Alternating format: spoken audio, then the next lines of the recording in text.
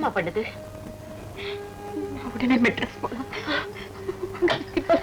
இருமா இரு, டாக்டர் வந்து பார்த்துட்டு உனக்கு 103 டிகிரி ஜுரம் அடிக்குதுன்னு சொன்னாரு. இந்த நிலையில நீ எப்படிமா மெட்ராஸ் போக முடியும்? ஜுரம் கொஞ்சம் தனியிட்டு சித்தி, உடனே போனோம். படிப்பு நிறுத்திடுவா. அவ படிக்கணும்.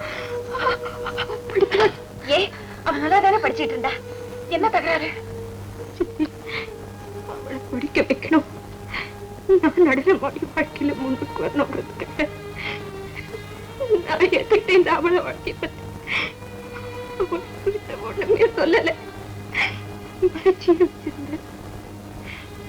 அவளுக்கு எப்படி தெரிஞ்சு போச்சு.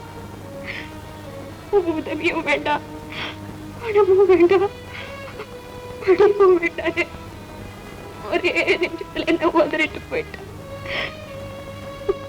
பெத்த தாய் தன் பிள்ளை கிட்ட வைக்கிற அன்பு விட நான் அவன் கிட்ட அதிகமா வச்சிருந்தேன்.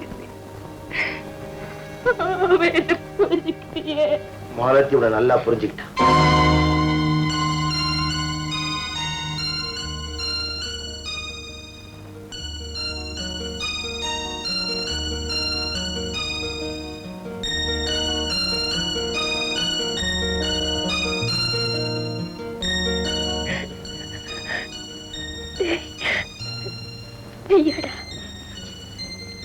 நானே தான் மாலத்தி விஷயமா உங்ககிட்ட நான் முக்கியமா பேசணும்.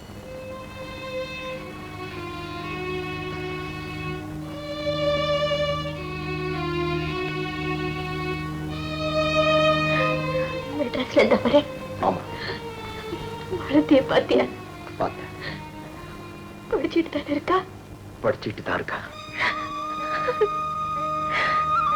அப்பாடா, எங்க படிப்பை நிறுத்திடுவாளோன்னு பயந்துட்டு இருந்தேன். என்னடா சொல்லணும் சொல்லு. உன் ஆதரவுல பணத்துல மாலதி படிக்கிறதோ வாழ்றதோ அவருக்கு கொஞ்சம் கூட பிடிக்கல. உன் தொடர்பை வெட்டிட்டு வந்தாதான் இந்த கல்யாணம் நடக்குன்னு அவர் மாலதிக்கிட்டே சொல்லிட்டார். ஆனா மாலதி என் தோழியை மறந்து எனக்கு ஒரு வாழ்க்கையே கிடையாது. எனக்கு இந்த காதலும் வேண்டாம், கல்யாணம் வேண்டாம்னு அவர்கிட்டயே சொல்லிட்டு போயிட்டார்.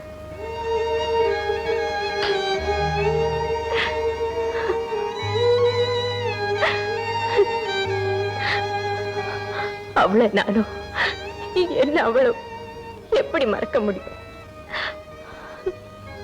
நான் அவளை விட்டு விலகினாதான் அவளுக்கு ஒரு நல்ல வாழ்க்கை அமையும்னா, அவளே வேண்டான்னு சொன்னா கூட நான் வேலைக்கு போயிட வேண்டாம். உன் தங்கச்சி நல்லா வாழணும்னு உனக்கு எவ்வளவு ஆசை இருக்கோ அதை விட 1000 மடங்கு ஆசை எனக்கு இருக்கு. அவளுக்கு எப்படியும் கல்யாணத்தை பண்ணி வச்சிடுறேன், கவலைப்படாத. அதுக்காகத்தான் நான் வந்தேன். வரேன். வந்து நான் கிராமத்துல எந்த அனுபவம் இல்லாம பொறுமையோட கோரப்படியில சிக்கி இருந்தப்போ உன்னோட உண்மையான அன்பை புரிஞ்சிக்கவும் இல்லை, மதிக்கவும் இல்லை. வெளி உலகத்துல சுத்தி அடிபட்ட இந்த நேரத்துல நான் எப்பேற்பட்ட உறவை எழுந்துட்டேங்கிறத இப்ப புரிஞ்சுக்கிறேன். உன்னோட இந்த நிலைக்கு கூட நான் தான் காரணம் நினைச்சு வருந்தாத நாளில் பரவாயில்ல, காலம் கிடந்தாவது உண்மைய நான் உன்னை நேசிச்சதை புரிஞ்சுக்கிட்டே எனக்கு அதுவே போறோம். நான் உன்னை கல்யாணம் பண்ணிக்கிட்டேன். 3 வேளையும் உனக்கு வயிறார சோறு போடணும்னு ஆசைப்பட்டேன். அது நடக்கல. இப்போ என் கையால உனக்கு சோறு போடுறேன். வயிறார சாப்பிடு. வேண்டாம், உனக்கு ஜுரமா இருக்கு, இன்னொரு நாளைக்கு சாப்பிடு. போடா, நல்லதா